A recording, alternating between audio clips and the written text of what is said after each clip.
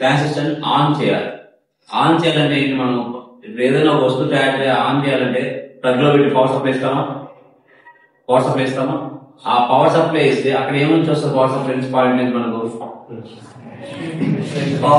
Power వస్తుంది. Power వచ్చిందంటే current పోయింది అంటే పవర్ పోయిందంట, పవర్ వస్తుంది. పవర్ అంటే ఏంటి, మామూలు formula what is power?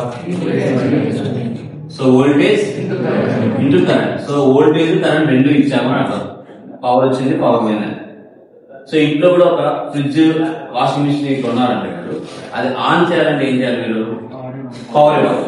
Power ఇవ్వాలంటే ఏమి ఇవ్వాలి, దానికి వోల్టేజ్ కరెంట్ ఇవ్వాలి. ఈ రెండు కలిపిస్తేనే మీకు పవర్ వచ్చినట్టు. వోల్టేజ్ ఉన్నా అది ఆన్ పవర్ వచ్చినట్టు కాదు, కరెంట్ ఉన్నా పవర్ వచ్చినట్టు కాదు. ఈ రెండు కలిపి ఇవ్వాలి.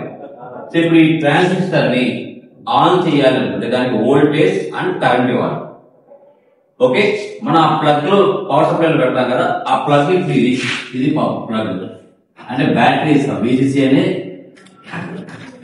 బ్యాటరీ ఇస్తాం. ఓకేనా? సో అండ్ ఆ ప్లగ్ నుంచి బ్యాటరీ పెట్టడం వల్ల ఇక్కడ రెసిస్టెన్స్ ఉంది కదా, ఇక్కడ కరెంట్ ఫ్లో అవుతుంది. సో ఈ ప్లగ్ లో నుంచి మనకు ఈ డివైస్ కి వోల్టేజ్ కరెంట్ వస్తాయి లేదా. సో ఈ కరెంట్ ఏమంటామంటే ఇది ట్రాన్సిస్టర్ కదా, ఇది ఎమిటర్, ఇది బేస్, ఇది సర్క్యూట్ అంటే. సో ఈ ట్రాన్సిస్టర్ మధ్య వచ్చే వోల్టేజ్ ని BC అంటాం. Voltage between circuit to emitter. And దీంట్లో ఫ్లో అయ్యే కరెంట్ మనం IC కరెంట్ అంటాం. సో ఇప్పుడు దీన్ని ఆన్ చేయాలంటే వోల్టేజ్ కరెంట్ వాల్యూస్ ఏంటంటే what the voltage and current values here BCE and IC. ఈ రెండు పాయింట్లు కానీ ఫిక్స్ చేస్తే ఇది ఆన్ అవుతుంది. మనం ఇళ్లలో కూడా ఏ వస్తువు అన్నా ప్లగ్ లో పెట్టి ఆన్ చేయాలంటే దానికి పవర్ కావాలి. పవర్ కావాలంటే వోల్టేజ్ ఒకటే కాదు, దాంట్లో కరెంట్ కూడా ఉండాలి. ఇప్పుడు ఈ ట్రాన్సిస్టర్ ని మీరు వాడాలి అంటే ఫస్ట్ వాడాలి అంటే ఆన్ చేసి పెట్టాలి. యాంప్లిఫికేషన్ కాదు, జస్ట్ ఆన్ చేసి పెట్టాలి. అర్థమైందా? ఇప్పుడు వాషింగ్ మిషన్ జస్ట్ ప్లగ్ లో పెట్టి ఆన్ చేయడం వేరు, మనం బట్టలు వేసి దాన్ని రన్ చేయడం వేరు. ఇది క్లియర్? ప్లగ్ లో పెట్టిన వెంటనే ఆన్ అవ్వడం అంటే మీరు వాషింగ్ మిషన్ ఎప్పుడు వాడతారు? సో ఇప్పుడు ఈ ట్రాన్సిస్టర్ ని మీరు వాడాలి అంటే ఫస్ట్ దానికి ఏం కావాలి, పవర్ కావాలి. పవర్ కావాలంటే ఎక్కడెక్కడి నుంచి వస్తుంది, వాటి పవర్ ఈ బ్యాటరీ నుంచి వస్తుంది పవర్. సరే ఈ బ్యాటరీ నుంచి ఈ పవర్ అంటే ప్లగ్ లో ఉన్న వోల్టేజ్ ఎంత ఉందో ఆ వోల్టేజ్ మొత్తం చేసుకుంటామా. ఇప్పుడు మీరు మొబైల్ ఉంది, మొబైల్ ఫోన్ ఉంది, మీకు బ్యాటరీ ఛార్జింగ్ అయిపోయింది, ప్లగ్ లో పెట్టి ఆన్ చేస్తారు. డైరెక్ట్ గా ప్లగ్ లో ఉన్న వోల్టేజ్ మీరు మొబైల్ తీసుకోండి, ఏమైతుంది, మొబైల్ గాలిపోతుంది. 230 volts వస్తుంది దాంట్లో. అండ్ 230 volts కావాలంటే మొబైల్ కి అవసరం లేదు. దీనికి ఎంత వోల్టేజ్, దీనికి ఎంత కరెంట్ వస్తేనే ఆన్ అవుతుంది. That voltage and current for which the device switches on is called operating point. Operating అంటే ఆన్ అయ్యే పాయింట్. Is it clear? అర్థమైందా లేదా? సో ఆపరేటింగ్ పాయింట్ ఇప్పుడు ఈ ట్రాన్సిస్టర్ ఆన్ అయ్యే పాయింట్ ఏమంటే ఆపరేటింగ్ పాయింట్ అంటాం. ఆపరేటింగ్ పాయింట్ అంటే ఇక్కడ మనం తెలుసుకోవచ్చు what is the voltage for which it gets switched on, what is the current it which it gets switches on. అర్థమైందా? బట్ యూజువల్లీ మనం ఒక ట్రాన్సిస్టర్ ని ఆన్ చేసినప్పుడు మనం ఇచ్చే పవర్ సప్లై వచ్చి మనం DC పవర్ సప్లై ఇస్తాం, అంటే బ్యాటరీ ఇస్తాం. అందుకనే DC తో మనం చెక్ చేసుకున్నాం. ఏ DC వోల్టేజ్, ఏ DC కరెంట్ అయితే ఇది ఆన్ అవుతుంది అనుకుంటున్నామో దాన్ని DC లోడ్ లైన్ అండి. ఓకేనా? ఇప్పుడు for example this is the battery. For example 12 volts ఇచ్చామనుకో, 12 volts ఇస్తున్నాం అనుకో. ఓకే, సో 12 volts ఇస్తే 12 volts మనకి ట్రాన్సిస్టర్ కావాలా ఆన్ అవ్వడానికి, అవునగా చెక్ చేస్తున్నాం మనం. So what are the chances అంటే మనకి దీని వోల్టేజ్ ఏం కావాలి, ఇక్కడ మనం 2 పాయింట్ తీసుకోవాలి. Entry point VCE IC. ఇక్కడ ఎంత కరెంట్ వస్తుంది అనేది ఎవరు డిసైడ్ చేస్తున్నారు? VCC divide by RC. Current అంటే ఫార్ములా ఏంటి? వోల్టేజ్ డివైడ్ బై, సో ఇది equal to VCC divide by RC. అవునా? ఇప్పుడు మనకి ఈ 2 పాయింట్లు కావాలి. ఈ 2 పాయింట్ ఏ వోల్టేజ్ ఏ కరెంట్ ఇస్తే బాగా ఆన్ చేస్తే చెక్ చేసుకుంటూ వస్తున్నాం. సో ఈ సో మాక్సిమం వోల్టేజ్ ఇక్కడికి ఎంత రావచ్చు చూస్తున్నాం. ఎంత మామూలుగా ఇక్కడ 12 ఇస్తున్నాం పవర్ సప్లై అనుకో, ఈ ట్రాన్సిస్టర్ దగ్గర ఎంత రావచ్చు, మాక్సిమం 12 రావచ్చు. మినిమం ఎంత రావచ్చు, 0. అర్థంగా? సో ఇప్పుడు ఈ 12 లో ఇక్కడ 12 వెళ్ళిపోతే ఇక్కడ 0 వస్తుంది. అంటే 2 ఉన్నాయి ఇప్పుడు కాంపోనెంట్స్, ఇదొకటి ఇదొకటి. ఇది క్లియర్? ఇదే కదా అర్థమైంది. ఇప్పుడు దీనికి 0 వచ్చిందండి, మధ్యలో ఎవరో తినేసాడనే కదా అర్థం. ఇద్దరు ఉన్నారు మనుషులు, ఇక్కడ ఎవరు ఉన్నారు, ఇక్కడ ఉన్నారు, ఇద్దరు ఎవరో ఒకరైనా తీసుకోవాలి. వీడికి 6 వచ్చిందంటే వీడికి ఏంటన్నట్టు 6 ఉన్నట్టు. వీడి 6 వీడి 6 because total some has to be 12. So ఇప్పుడు నేను ఫర్ ఎగ్జాంపుల్ అన్ని చెక్ చేసుకుంటూ వస్తున్నా పాయింట్స్ పెట్టుకొని. అంటే ఈ 12 వోల్టేజ్ లో ఇక్కడ 1 ఇచ్చి ఇక్కడ 11 ఇచ్చి చూస్తున్నా, ఇక్కడ 2 ఇచ్చి ఇక్కడ 10 ఇచ్చి చూస్తున్నా, ఇక్కడ 3 ఇచ్చి ఇక్కడ 9 ఇచ్చి చూస్తున్నా. సో అట్లా పెట్టుకుంటూ పోతే 3 9 ఇక్కడ 4 8 ఇక్కడ 5 7 ఇక్కడ 6 ఇక్కడ 5 7 ఇక్కడ 4 8 ఇక్కడ 9 ఇక్కడ 2 10 ఇక్కడ 1 11 ఇక్కడ 0 12. ఇన్ని కేసెస్ పాయింట్స్ పెట్టుకున్నాను నేను. ఈ పాయింట్స్ అన్నిటి 0 12 అయితే ఓకేనా. ఆపరేటింగ్ పాయింట్స్ ఈ రెండు ఆపరేట్ చేసి చెక్ చేస్తా, పని చేస్తున్నా లేదా బాగా చూస్తా. పని చేయడం ఏంటి, పని చేయడం ఏంటి? ఫర్ ఎగ్జాంపుల్ మీ ఉద్దేశంలో ఇది పని చేస్తున్నా చెక్ చేయనట్లయితే వాషింగ్ మిషన్ ఆన్ చేసి పెట్టుకున్నారు, పని చేస్తున్నా చెక్ చేయాలంటే ఏం చేయాలి? దానికి ఏంటో బట్టలు వేయాలి కదా, బట్టలు వేసి తిరుగుతున్నా లేదు చెక్ చేయాలి కదా, అవుట్పుట్ చెక్ చేయాలి కదా. సో ఇప్పుడు దీనికి నేను ఎక్కువ ఇన్పుట్ ఇస్తా, బేస్ దగ్గర ఇన్పుట్ ఇస్తా. ఇది అవుట్పుట్ కరెక్ట్ గా వస్తుందా లేదా అవుట్పుట్ చెక్ చేసుకుంటా. ఓకేనా? సో అన్ని వోల్టేజ్ చెక్ చేసుకుంటూ వస్తా. 0 12 బాగా వస్తుందా లేదా, 1 11 బాగా వస్తుందా లేదా. సో దీన్ని నేను మీకు ఇట్లా సింపుల్ గా చెప్పాను, లేవని చెప్పాను. మ్యాథమెటిక్స్ మనం మ్యాథ్స్ నేర్చుకున్నాం కాబట్టి గ్రాఫికల్ గా చెప్పాను. సో ఇప్పుడు మినిమం పాయింట్ ఏం వస్తాయి? x యాక్సిస్ y యాక్సిస్ అని తీసుకుంటే ఇక్కడ VCC వోల్టేజ్ తీసుకున్నా. VCC వోల్టేజ్ ఎంత ఉన్నది? VCC వోల్టేజ్ మినిమం ఎంత? 0 1 2 3 4 5 లాస్ట్ ఇక్కడ 12 వచ్చాను. సో ఇక్కడ IC కరెంట్ IC అంటే మామూలుగా VCC బై RC. సో ఇప్పుడు ఇక్కడ దిస్ అట్లా పెట్టుకున్నా. సో ఇప్పుడు ఫర్ ఎగ్జాంపుల్ ఇక్కడ 2 వోల్టేజ్ 2 డివైడ్ బై ఇక్కడ 2 డివైడ్ బై ఒక రెసిస్టెన్స్ కూడా 1 కిలో ఓం రెసిస్టెన్స్ తీసుకోండి. అప్పుడు ఏమైతుంది? 1 డివైడ్ బై 2 1 కిలో ఓం ఉందా? IC is equal to VCC divided by RC అనుకోండి. ఇది 1 వోల్ట్ డివైడ్ 1 కిలో ఓం తీసుకుంటే ఎంత వస్తుంది? 1 మిల్లీ ఆంపియర్స్ వస్తుంది. సో ఇది వోల్టేజ్ రైట్ అండి, పైన రాస్తాడు, కరెంట్ రాస్తున్నాం. కరెంట్ రాస్తే దిస్ డివైడ్ బై 1 వేసుకోవాలి. అప్పుడు ఏమైతే 1 milli ampere 2 milli ampere 3 milli ampere 4 milli ampere 5 milli ampere ఇక్కడ 0 మిల్లీ ఆంపియర్ దాకా వస్తుంది. ఇప్పుడు దీని పాయింట్స్ డ్రా చేసుకుంటూ వస్తున్నాం. ఫస్ట్ థింగ్ VCC 12 కరెంట్ 0 ఉంది అనుకున్నాం 12, అప్పుడు ఈ పాయింట్ ఇక్కడ ఉంది. మళ్ళా VCC 11 తీసుకున్నా, అప్పుడు ఎంత వస్తుంది? కరెంట్ ఎంత? ఇది 11 అయితే 1 అంటే 11 కామా ఇది 1 2 3 4 8 12 వరకు వెళ్ళదు. 11 కామా 1 ఇక్కడ, నెక్స్ట్ 10 కామా 2 ఇక్కడ, నెక్స్ట్ లాస్ట్ 1 కామా 11 0 కామా 12 ఇట్లా ప్లాట్ చేస్తున్నా. సో ఇప్పుడు చెక్ చేస్తున్నా ఈ పాయింట్స్ నేను ఇస్తే ఫర్ ఎగ్జాంపుల్ గ్రాఫ్ ఇస్తే ఏమైతుంది, ఈ పాయింట్ ఇస్తే ఏమైతుంది, ఈ పాయింట్ ఇస్తే అది పని చేస్తున్నా లేదా చెక్ చేస్తున్నా. ఈ పని చేయడానికి నేనేంటి మనము చెక్ చేస్తున్నా, ఇక్కడ సిగ్నల్ ఇస్తున్నాం, ఇక్కడ సిగ్నల్ ఇస్తున్నా. ఈ సిగ్నల్ నాకు యాక్చువల్ ఏం కావాలి? మాకు కరెక్ట్ గా పనిచేస్తుంది. దాని మీనింగ్ ఏంటి? యాక్సిస్ గా బయట రావాలి. ఇది రావలేదు, బయట రావలేదు. నువ్వు బట్టలు వేసి బయటకు వచ్చినాక బట్టలు చినిగి వస్తే ఒప్పుకుంటావు కదా, పనిచేస్తున్నట్టు అది కదా. కాదు చినిగిపోవడం ఏంటి? ఇట్లా డిస్టార్టెన్స్ పిచ్చిగా వచ్చింది గ్రాఫ్. ఇలా ఇచ్చినావు, బాగా ఇచ్చిన క్లాస్, దానికి నెక్స్ట్ మురికి తీసేమన్నావు. బట్ ఇలా వచ్చిన పిచ్చిగా అవుట్పుట్ వచ్చింది. అప్పుడు ఈ డివైస్ వర్క్ అవుతుందంటే లేదా? ఇది బాగా పని చేయాలి. ఇది ఇక్కడ నువ్వు కరెక్ట్ పెట్టుకోవాలి, ఇది ఆన్ చేసి పెట్టుకోవాలి, ప్రాపర్ గా వోల్టేజ్ కరెంట్ చేసి పెట్టుకోవాలి. అర్థమా? ఇప్పుడు ఇక్కడ సిగ్నల్ ఇచ్చి ఇప్పుడు పని చేస్తుందా లేదా చెక్ చేయడానికి ఏసీ లోడ్ లేదా ఇది తగులుతుంది కదా, బట్టలు క్లాత్ లో బట్టలు మిషన్ వేసారు. This is called AC load. AC అంటే ఇప్పుడు ఈ సిగ్నల్ ఇచ్చావు, ఇప్పుడు చెక్ చేస్తున్నావు హౌ ఇట్ ఆపరేట్స్ అని. This is called AC load. ఇది ఏ సిగ్నల్ ఇవ్వకుండా నువ్వు అన్ని పారామీటర్స్ పెట్టుకొని చెక్ చేస్తున్నావు, ఆన్ చేస్తలేదా, that is called DC load. మనకి ఎప్పుడు ప్రాపర్ గా పనిచేయాలంటే ఏంటి? ఏసీ లోడ్ అయినా పనిచేయాలి, డీసీ లోడ్ అయినా పనిచేయాలి. సో ఆ రెండు కలిసి మీటింగ్ పాయింట్ మనం ఆపరేటింగ్ పాయింట్ గా తీసుకుంటాం. Is it clear? ఇది క్లియర్. అందుకని నేను ఇక్కడ గ్రాఫ్ తీసినప్పుడు ఫర్ ఎగ్జాంపుల్ ఈ పాయింట్ ఏంటి, ఫర్ ఎగ్జాంపుల్ ఈ పాయింట్ అంటే వోల్టేజ్ అనేది 11,1 అనుకో. ఈ పాయింట్ ఏంటి 11 వోల్టేజ్, ఇది 1 వోల్టేజ్ 1 మిల్లీ ఆంపియర్స్ అనుకో.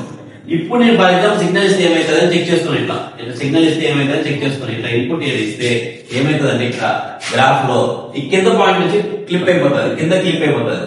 సో దాన్ని నేను గ్రాఫ్ లో ఇలా చూపించారు. ఇలా పైన ఉంటుంది, ఈ కింద పార్ట్ మాట క్లిప్ అయిపోతుంది ఇక్కడ అని చూపిస్తాను. ఈ పైన ఏడు తీసుకున్నాను అనుకో, ఇది ఏం పాయింట్, ఇది 1 వోల్టేజ్ ఇక్కడ 11 మిల్లీ ఆంపియర్స్. ఇప్పుడు తీసుకుని నాకు ఏమైతుందంటే పైన క్లిప్ అయిపోతుంది.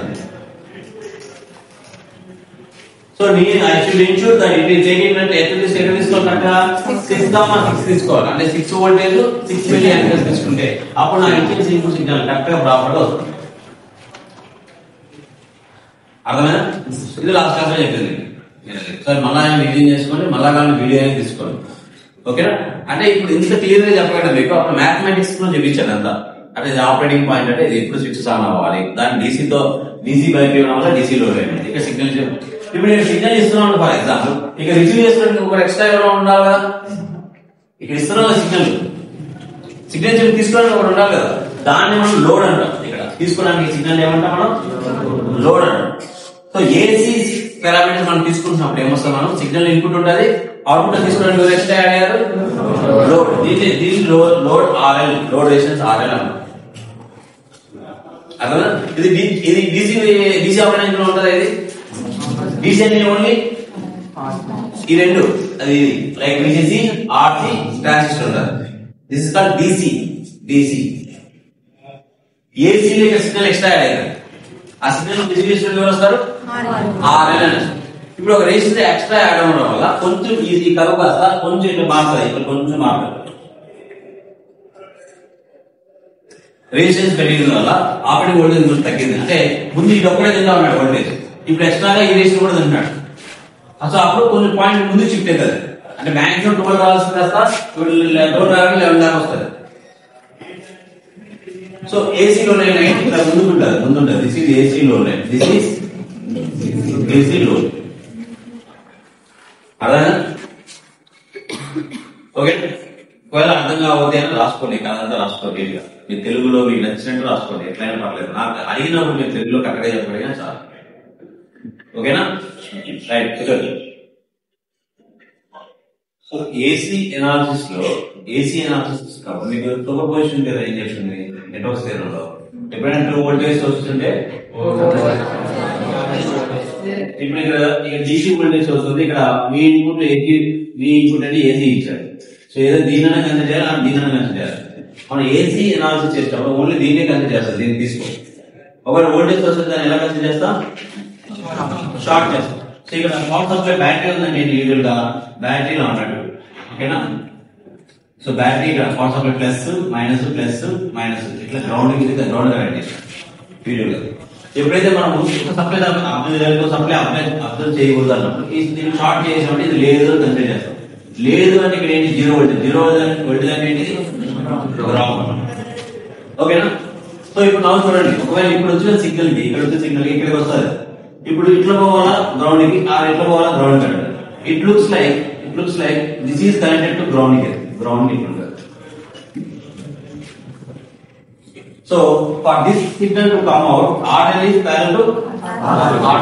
సో అప్పుడు మనకి ఇక్కడ కావాల్సిన కరెంట్ ఇప్పుడు ప్యారల్ కూడా పోవాలి కాబట్టి కరెంట్ గెట్స్ డివైడ్. ఓకేనా? సో నౌ టోటల్ ఇక్కడ రెసిస్టెన్స్ మనం సో RL డాష్ కొత్తది వచ్చింది ఏంటంటే RC parallel RL. So inch ముందు యాక్చువల్ గా ఇది ఒక 10 k ఉంది. ఇప్పుడు RL వద్ద ఒక 10 కిలో ఉంటుంది. సో 5 k వస్తుంది. ఓకేనా? సో ఈ రెసిస్టెన్స్ ఓవరాల్ రెసిస్టెన్స్ తగ్గింది. కరెంట్ ఏమైంది, రెసిస్టెన్స్ తగ్గింది. రెసిస్టెన్స్ డాష్ ఏమొచ్చింది 5 కిలో వస్తుంది. ఐసీ అంటే కరెంట్ అంటే RC డాష్. సో ఇంతకుముందు మనకి నార్మల్ గా 12/10 కిలో ఓమ్స్ ఉంటుంది ఫర్ ఎగ్జాంపుల్. అప్పుడు ఎంత వచ్చిందో మీకు ఫర్ ఎగ్జాంపుల్ 1.2 మిల్లీ ఆంపియర్స్. ఇప్పుడు ఏమొచ్చింది అదే 12/10 RC డాష్ అంటే ఇది almost 5 kilo ohms. So almost 2.4 milli amperes. Current పెరిగిందా లేదా? సో సో అందుకని మన గ్రాఫికల్ ఏసీ అనాలిసిస్ లో ఇంతకుముందు ఇక్కడ ఉంటే ఇక్కడ ఐసీ ఇక్కడ ఉంటే 1.2 ఇప్పుడు ఇది పెరుగుతుంది, ఇది పెరిగి ఇలా మారుతుంది, ఇట్లా మారుతుంది. అందుకే ఏసీలో ఏంటి కరెంట్ ఇక్కడ ఉంటుంది, ఈ స్టార్ట్ అవుతుంది, ఇట్లా కిందికి వస్తుంది. డీసీలో ఏంటి ముందులా ఉంటుంది. ఈ రెండు యొక్క ఆపరేటింగ్ పాయింట్ మనకి వస్తుంది. లోడ్ రెసిస్టెన్స్ పెరిగితే కూడా ఎందుకు వచ్చింది ఇది అంత రీజన్స్ ఉన్నాయి. మనం మీకు ఈ లెవెల్ అవసరం లేదు, డిప్లొమా లెవెల్ థింకింగ్ అవసరం లేదు. సోర్ వోల్టేజ్ దగ్గర అప్లై చేసి ఏసీ సిగ్నల్ ఒకటి అప్లై చేసి ఇది ఒకటి రిమూవ్ చేసి ఇంత కాంప్లెక్సిటీ అవసరం లేదు, మీకు చెప్పలేదు. జస్ట్ గ్రాఫికల్ గా మీకు కరెంట్ ఇట్లా లోడ్ అవుతుందో దానివల్ల ఇట్లా పెరుగుతుందని ఒకటి చెప్పారు. ఇంట్రెస్ట్ ఉంది రాసుకున్నాను రాస్తాం, బట్ మీ ఎగ్జామ్ పాయింట్ ఆఫ్ వ్యూ లేదు.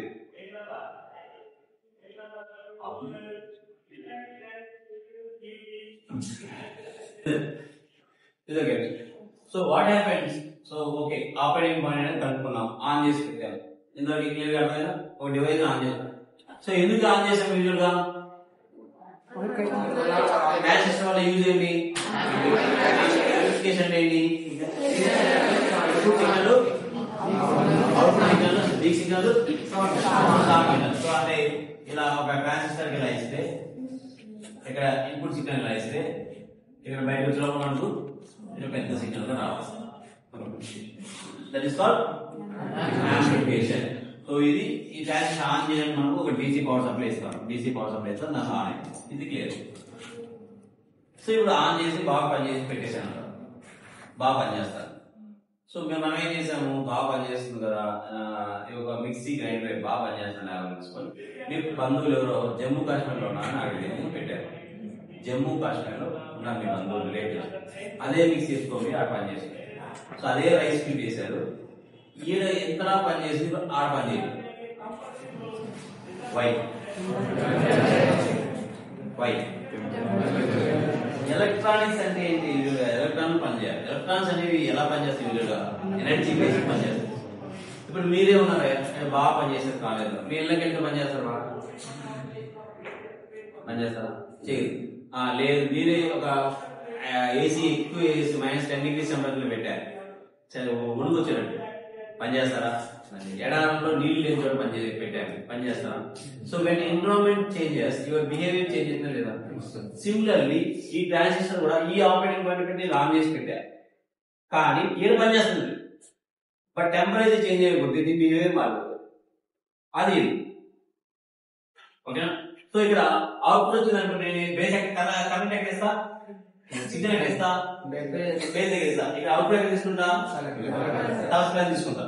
సో నాకు ఐసీ కాన్స్టెంట్, ఐసీ అనేది అంటే అవుట్పుట్ కరెంట్ ఐసీ అనేది it should be constant irrespective of changing temperature.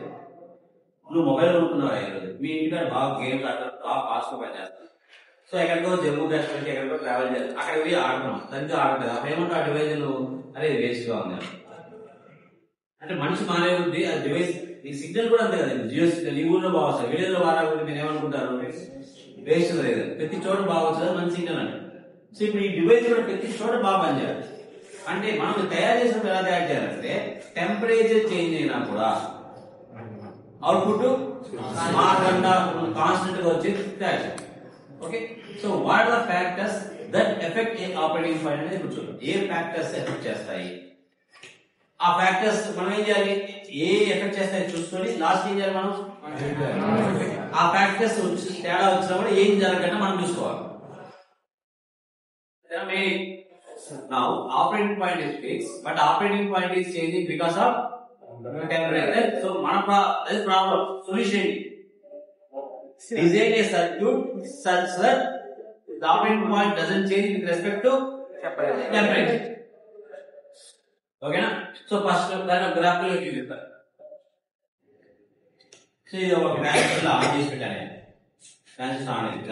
ఇది మినిమం ఉంటుంది ఆర్సీ, ఇది కంపల్సరీ చెప్పాను మీకు ఆల్రెడీ. సో నేను ఇక్కడ బయాస్ అంటే ఇక్కడ బ్యాటరీ, ఈ లెవెల్ ఒక బ్యాటరీ బ్యాటరీ అందుకని ఇట్లా పెట్టుకున్నా. సో నేను ఇప్పుడు కూడా రొటేషన్ లో ఇది బ్యాటరీ కదా, ఇక్కడ గ్రౌండ్ కనెక్ట్ చేస్తున్నాయి. యూజువల్ బ్యాటరీ 5 volts, ఇది గ్రౌండ్ కనెక్ట్ చేస్తాను 12 volts ఇక్కడ కనెక్ట్ చేస్తున్నాం. లాజికల్ ఎప్పుడు కూడా మనం గ్రౌండ్ ఇక్కడ ఉందనుకుంటాం, సో ఈ గ్రౌండ్ ఓకే. మనకి కొన్ని బుక్స్ ఏం చేస్తారు, గ్రౌండ్ ఇక్కడ నుంచి అంటే ఇలా కనెక్ట్ చేస్తారు. బట్ మనము ఇట్లా చూస్తే కాంప్లెక్స్ గా ఉంటుంది సర్క్యూట్. ఇది రిమూవ్ చేసుకొని ఇక్కడ గ్రౌండ్ ఒక చోట పెట్టుకుంటాం, ఇక్కడ ఒక గ్రౌండ్ పెట్టుకుంటాం. బట్ రియల్ లైఫ్ లో మీరు బ్రెడ్ బోర్డ్ మీద పెడుతున్నప్పుడు ఈ పాయింట్ ఎక్కడ కనెక్ట్ చేసుకోవాలి, మీరు ఇక్కడ కనెక్ట్ చేసుకోవాలి. అదే సో ఇక్కడ కూడా ఇక్కడ ఉన్న పార్ట్ ఆఫ్ లైన్, ఇక్కడ ఉన్న పార్ట్ అంటే ఇదంతా ఒకే పార్ట్ ఆఫ్ లైన్. ఇదంతా ఇక్కడైనా పెట్టుకోవచ్చు, నేను ఎక్కడైనా పెట్టుకోవచ్చు. ఇక్కడ గ్రౌండ్ ఉంది కదా, ఫర్ ఎగ్జాంపుల్ గ్రౌండ్ ఇలా పెట్టుకున్నాను. This is ground. డీసీలో రెండు ఉంటాయి, పైన ప్లస్ పైన కింద minus. Minus is ground. So ఇక్కడ ప్లస్ మైనస్ రెండు ఉండాలి కదా. ఈ మైనస్ వాల్యూ వదిలేసేనా, ఎక్కడ కనెక్ట్ చేసుకోవాలి, ఎక్కడ కనెక్ట్ చేసుకుంటా ఇదే కదా. ఇది తీసుకెళ్ళి పెడతా కదా. మనం యూజువల్ గా సర్క్యూట్ లైక్ పాయింట్ డిఎం, ఈ point DM usual DM. But ఇది ఉండదు, ఎప్పుడు ఉండదు. ఓకే. నా ఇక్కడ వచ్చే విసిసి వోల్టేజ్, ఇక్కడ ఆర్బి అనే రెసిస్టెన్స్, ఇక్కడ మినిమం వోల్టేజ్ ఫార్వర్డ్ బ్యాస్ ఉండాలి కదా. ఇక్కడ వోల్టేజ్ ఎంత, ఈ రెండు మధ్య వి బేస్ ఎమిటర్. ఇక్కడ ఉన్న వోల్టేజ్ ఎంత, వివి. అంటే ఈ డయోడ్ మామూలుగా ఈ డయోడ్ ఎప్పుడు యాక్టివిటీలో ఉన్నది ఏం చేయాలి, ఫార్వర్డ్. యాక్టివిటీలో ఉన్న ఏం చేయాలి, ఈ వోల్టేజ్ ఆ డయోడ్ బ్రేక్ డౌన్ అయ్యాక కదా మీకు ఫార్వర్డ్ అవుతుంది. ఇది ఎంత యూజువల్ ఐడియల్ గా ఎంత వోల్టేజ్, బిఈ వోల్టేజ్ ఉంటుంది పాయింట్. ఈ బ్రేక్ డౌన్ అయితే కదా మీకు ఫార్వర్డ్.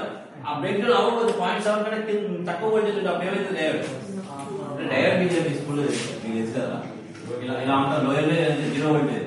ఒక బ్రేక్ డౌన్ జరిగాక ఇప్పుడు ఫార్వర్డ్, ఈ పక్కనే ఫార్వర్డ్, ఇది కూడా ఫార్వర్డ్ అంటారు. ఆన్ ఫార్వర్డ్ అంటారు. సో ఇది ఇప్పుడు ఈ ట్రాన్సిస్టర్ నేను ఆన్ చేయాలంటే ఫస్ట్ థింగ్ నేను ఇప్పుడు చేయాల్సిందంటే ఈ పాయింట్ దగ్గర నాకు ఎంత వోల్టేజ్ ఉండాలి, పాయింట్ కన్నా ఎక్కువ ఉండాలి. అప్పుడు ఇది ఫార్వర్డ్ అవుతుంది.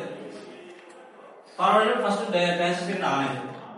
అంటే ఈ ఆపరేటింగ్ పాయింట్ కాకుండా ఇక్కడ కూడా మనం మినిమం వోల్టేజ్ ఇస్తాం. అది 0.7 కాబట్టి అది పట్టించుకోండి వీడియోగా, అది ఉంటుంది. సో ఈ విసిసి వోల్టేజ్ ఈ సర్క్యూట్ లో ఎవరికి ఇవ్వాలి, ఈ వోల్టేజ్ ఆర్బీకి ఇవ్వాలి, విబికి ఇవ్వాలి. ఇది క్లియర్. సో ఆర్బీ అంటే రెసిస్టెన్స్ కదా. ఇక్కడ వోల్టేజ్, ఇక్కడ కరెంట్ ఎంత ఉన్నట్టు, బేసిక్ కదా. ఈ కరెంట్ ఎంత ఉన్నట్టు, ఇక్కడ కరెంట్ ఎంత ఉన్నట్టు, ఐబీ. సో మొత్తానికి ఇక్కడ వోల్టేజ్ ఎంత డ్రాప్ అయినట్టు, వోల్టేజ్ ఆర్బీ ఇప్పుడు ఎంత డ్రాప్ అయినట్టు, ఐబీ ఆర్బీ. ఇక్కడ ఐసీ అన్నాం కదా, ఇది ట్రాన్సిస్టర్. ఈ కరెంట్ ఐసీ, ఈ కరెంట్ ఐబీ, ఈ కరెంట్. సో ఐసీ కదా ఇక్కడ పోతుంది, ఐబీ కదా ఇక్కడ పోతుంది. సో నీ టోటల్ వోల్టేజ్ ఫర్ ఎగ్జాంపుల్ 360 ఉంటే అది ఎవరికి స్ప్రెడ్ అవుతుంది, ఆర్బీ, ఐబీ, ఇంకా వి. Is that clear? మనం ఏడు రాసామే బాబు, ఏడు రాస్తే ఈ విసిసి అనే వోల్టేజ్ ఆర్సీ ఐసీకి తగ్గిపోయి మిగిలింది ఇక్కడ విసిగా వచ్చింది. అది మనం ఆల్రెడీ నేర్చుకున్నాం. ఇప్పుడు నేను ఇన్పుట్ క్యారెక్టరిస్టిక్స్ అంటే ఇన్పుట్ సైడ్ ఎలా ఉందంటే ఇక్కడ కదా నేను ఇన్పుట్ ఇచ్చేది, ఇప్పుడు ఎలా ఉందో చూద్దామని ఇలా చేస్తాను. అర్థంగా లేదా? క్లియర్? ఈ వోల్టేజ్ ఇక్కడ ఉన్న బ్యాటరీ వోల్టేజ్, ఈ రెసిస్టెన్స్, ఈ పాయింట్ తీసుకుంటాను ఇన్పుట్ సైడ్ ఫైన్. బట్ నాకు తెలిసిందకి ఇదేంటి, ఏ కాన్ఫిగరేషన్ ఇది, కామన్ ఎమిటర్ బేసా, కామన్ ఎవరున్నారు గ్రౌండ్ కి. మీకు గుర్తు పెట్టుకోవాల్సింది ఎప్పుడంటే ఏ కాన్ఫిగరేషన్ అని అడిగారంటే ఎవరైతే గ్రౌండ్ కనెక్ట్ అయింటారో ఆ కాన్ఫిగరేషన్ బ్లైండ్ గుర్తు పెట్టుకోండి. Short cut. ఎవరైతే గ్రౌండ్ కనెక్ట్ చేసుకుంటామో దట్ కాన్ఫిగరేషన్. అంటే మీరు ఎప్పుడు కనెక్ట్ పెద్ద సర్క్యూట్ ఉన్నా కూడా స్విచ్చింగ్ ఇష్టం కూడా మీకు ఏ కాన్ఫిగరేషన్ లో ఉంది ట్రాన్సిస్టర్ అంటే ఎవరైతే గ్రౌండ్ కనెక్ట్ అయింటారో ఆ కాన్ఫిగరేషన్. ఎవరు గ్రౌండ్ కనెక్ట్ అయ్యారు, emitter. So this is common emitter configuration. Common emitter configuration ground connect అంటే ఇది వాడను అని అర్థం. ఇది వాడట్లేదంటే ఇక్కడ ఇన్పుట్ ఇస్తున్నా, ఇక్కడ అవుట్పుట్ తీసుకున్నా. సో అప్పుడు ఇక్కడ రిలేషన్ వస్తుంది యూజువల్ గా కలెక్టర్ కరెంట్ అవుట్పుట్ ఇది equal to beta into amplification factor. Is that okay? రెండు తీసుకున్నాం, ఓన్లీ ఇన్పుట్ ఈక్వేషన్ ఇది. నెక్స్ట్ ఇన్పుట్ బేస్ కి అవుట్పుట్ కరెక్టర్ కి ఈ రిలేషన్ కట్టుకున్నాం. IC is equal to feed అయ్యి, ఓకేనా. సో ఇక్కడ అది అట్లా పెట్టుకోండి. బేస్ కరెంట్ కి ఎంత కరెంట్ వచ్చిందంటే ఎట్లా ఫైండ్ చేస్తాం? ఐబి ఈజ్ ఈక్వల్ టు ఇది అర్థమవుతుందా? 0.7 కట్ అయిపోవాలి కదా కరెంట్ వచ్చేది. ఇప్పుడు 12 వోల్ట్స్ ఉందనుకోమా, ఇక్కడ 12 వోల్ట్స్ ఉందనుకో ఎంత కరెంట్ వస్తుందంటే ముందు ఈ 0.7 పోవాలి కదా ఫస్ట్. సో ఎంత పోతుంది? 12 మైనస్ 0.7 మిగిలింది కదా 11.3. ఇక్కడ ఉన్న ట్యాచర్ 11.3 వోల్టేజ్ కి ఎంత కరెంట్ పోతుందంటే డివైడ్ బై ఈ రేషియో చేస్తే వచ్చేస్తుంది. ఓకేనా? అప్పుడే IB is equal to VCC minus divide by RV. ఈ పక్కన వెళ్ళింది VCC minus VV divide by R. అప్పుడు ఐబి వచ్చిందా? ఇది input side. So this is input current. Input current ఎంత? IB. Next output current. Output current అంటే ఎవరు? IC is equal to beta into IB. IB అంటే ఆల్రెడీ కదా, beta into minus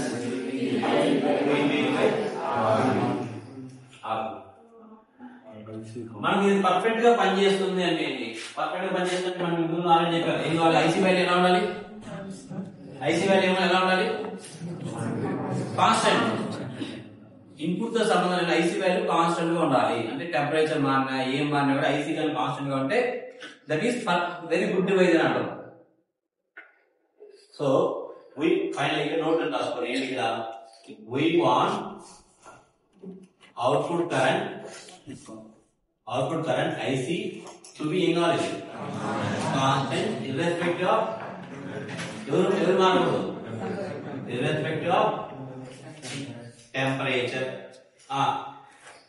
అంటే కాసేపు టైం అయ్యాక ఈ ఫార్ములాలో ఏమేమి చేంజ్ చేస్తాయి ఐసీ కరెంట్ ని?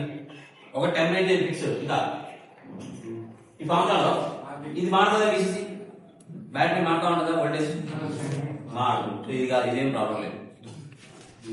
రేషియస్ మారుతుందా? రేషియస్ కూడా ఫిక్స్, అదే మారు. వివి మారుతుందా?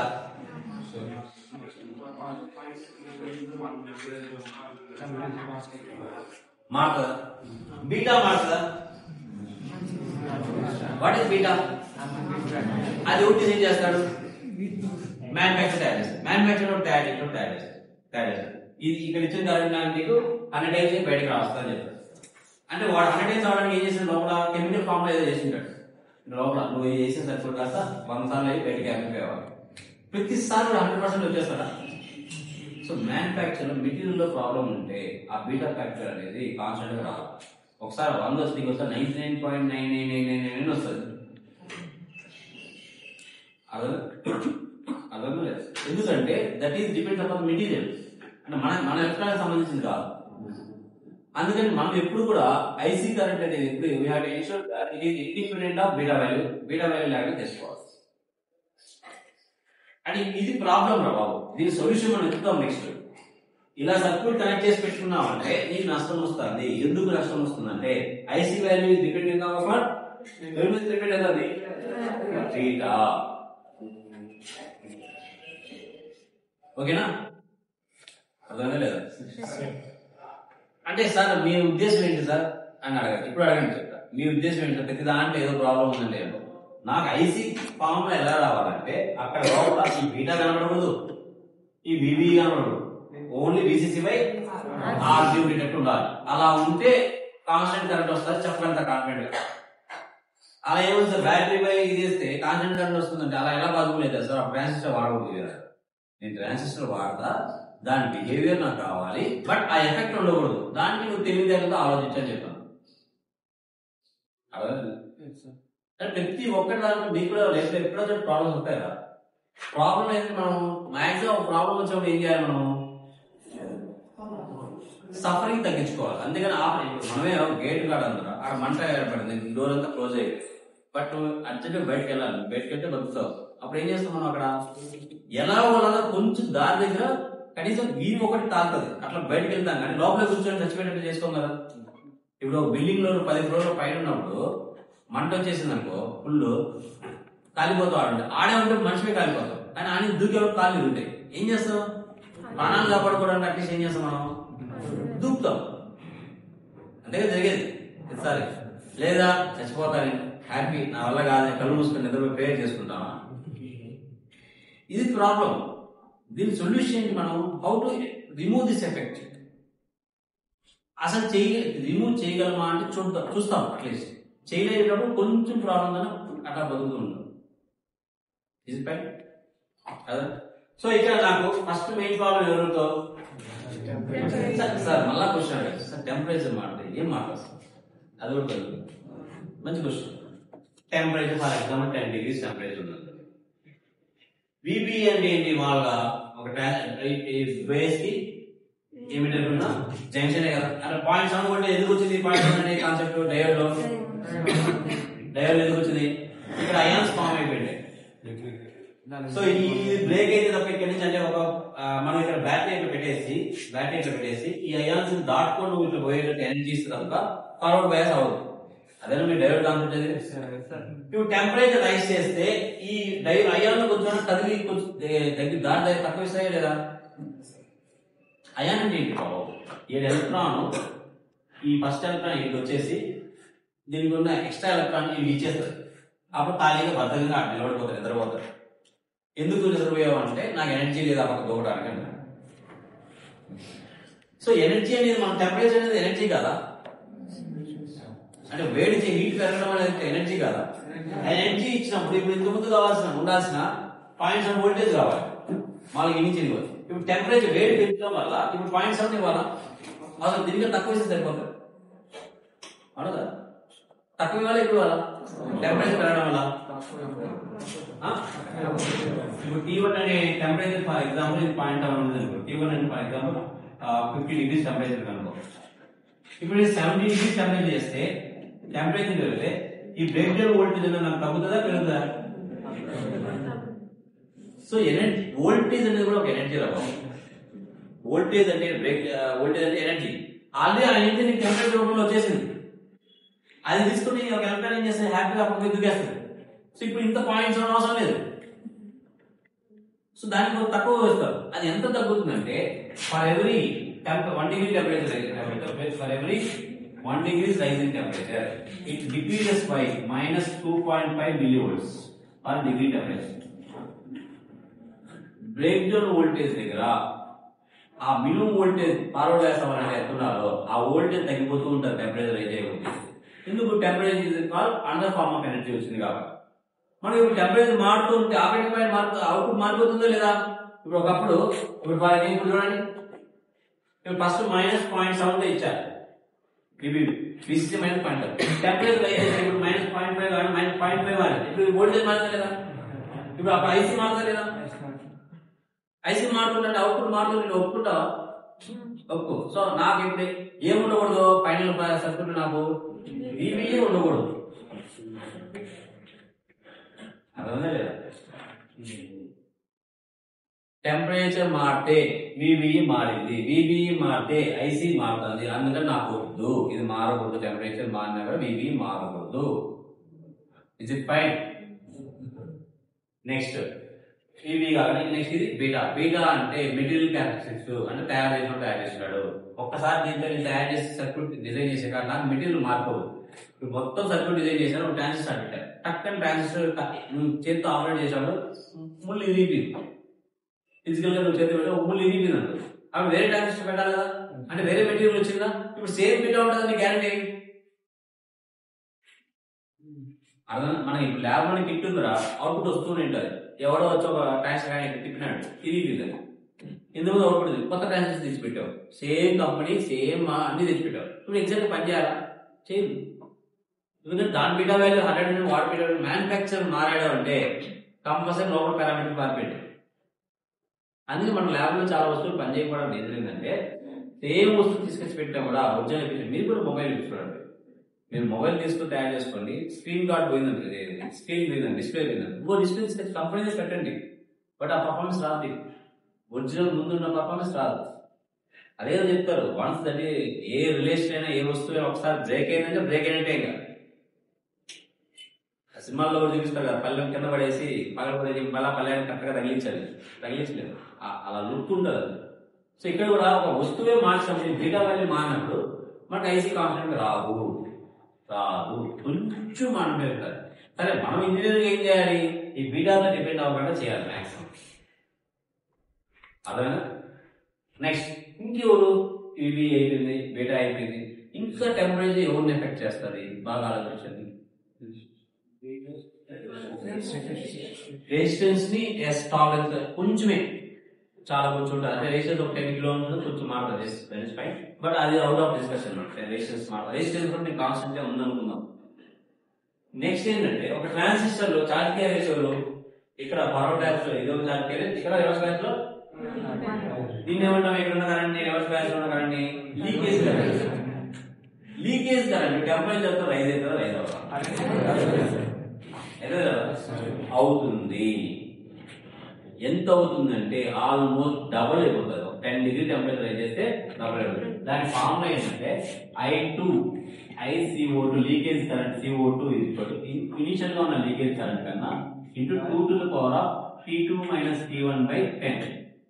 ఇది టెంపరేచర్. ఓకేనా? సో ఇప్పుడు ఫర్ ఎగ్జాంపుల్ నేను so already leakage current YCO1 వచ్చి 1 మైక్రో ఆంపియర్స్, కొంచెమే లీకేజ్ అవుతుంది. టెంపరేచర్ T1 వచ్చి 30 డిగ్రీస్ ఉంది ఫస్ట్ టైం, ఇప్పుడు T2 వచ్చి 40 డిగ్రీస్ అయింది. ఇప్పుడు టెంపరేచర్ రైజ్ అయింది కదా. ఇప్పుడు IC2 ఏమైందంటే ICO2 లీకేజ్ కరెంట్ ఏమైంది, ICO1 అంటే 1 micro amperes into 2 to the power of T అంటే 40 minus 30 divided by 10. 40 by 30 అంటే 10. 10 by 10 అంటే 1. ఇప్పుడు 1 మైక్రో ఆంపియర్స్ కాస్త ఏమైంది, ఇంటూ 2 ఏమైంది, 2 మైక్రో ఆంపియర్స్ అయింది. అంటే లీకేజ్ కరెంట్ పెరిగింది. లీకేజ్ కరెంట్ పెడితే నాకేమైంది సార్ అంటే ఐసీ ఫార్మ్ అయింది. యాక్చువల్ గా ఇది కాదు, ఒరిజినల్ ఫార్మ్ అయింది. అలా మీద లీకేజ్ కరెంట్ ఫార్ములా ఫస్ట్ లో చెప్పారు, beta into IB plus 1 plus beta into ICO. ఇది ఇచ్చా, ఇది మనం కన్సిడర్ చేయాలి లీకేజ్ కరెంట్ వరకు. సో ఇప్పుడు దీని ఎఫెక్ట్ కూడా మారదా లేదా, మనకి ఇప్పుడు కరెంట్ కరెంట్ మారిందా లేదా, దీనివల్ల ఇది పెరిగింది, ఇది పెరుగుదా లేదా,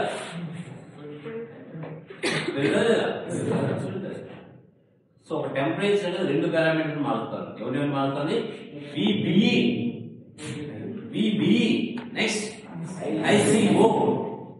విబిఈ ఏం చేసింది, వోల్టేజ్ ఏం చేసింది, తగ్గించింది. అందుకే మైనస్ సింబల్ చూపిస్తా, -2.5 తగ్గింది, -2.5 milli volts per degree temperature. Leakage current అయితే లీకేజ్ కరెంట్ అనేది ఇక్కడ ఎందుకు ఆగిపోయింది, యూజువల్ గా ఆ బ్యారియర్ ఎక్కువ కాబట్టి దానికి ఎక్కువ టెంపరేచర్ రైజ్ చేస్తే కరెంట్ పోయిందో లేదా, హ్యాపీగా సో కరెంట్ పెరుగుతుందో లేదా ముందుకన్నా. సో అది ఆల్రెడీ మీకు బిల్డింగ్ వస్తుంది formula, IC0 ICO1 into 2 to the power of T2 minus T1 by 10 degree. ఇది ఫార్ములా. మొత్తానికి మనకు ముగ్గురు వచ్చారు, విబిఈ ICO ప్లస్ బీటా. ఇది ఉండకూడదు, ఇది కాకుండా ICO కూడా ఉండదు. So the factors affecting the collector current IC are the factors that affecting constant IC current are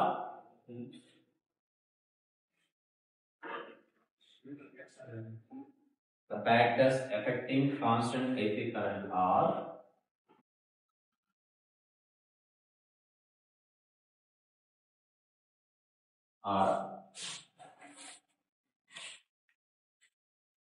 first one temperature,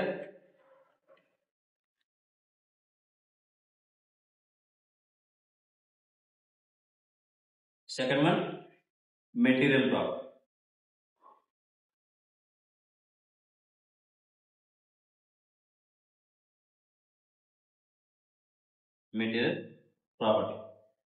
Okay. Second one, this is rising temperature.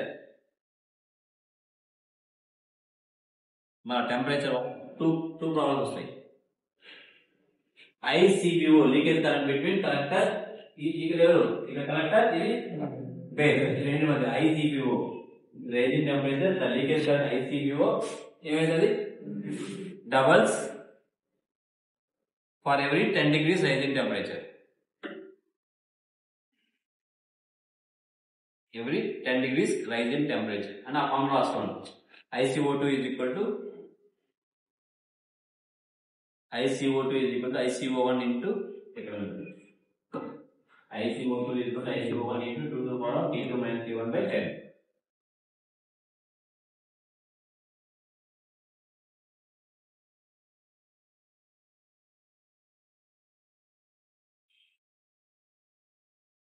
Okay na?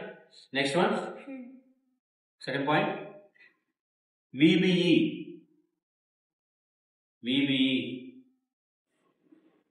ఏమంటాం మనం break down voltage forward break down voltage it gets VBE gets decreases by 2.5 millivolts for every 1 degree rise in temperature. For every 1 degrees temperature. దాని కావాలి కింద రాయండి minus ఇట్లా that is equal to for every 1 degree minus 2.5 millivolts per 1 degree temperature. Minus 2.5 millivolts per degree temperature.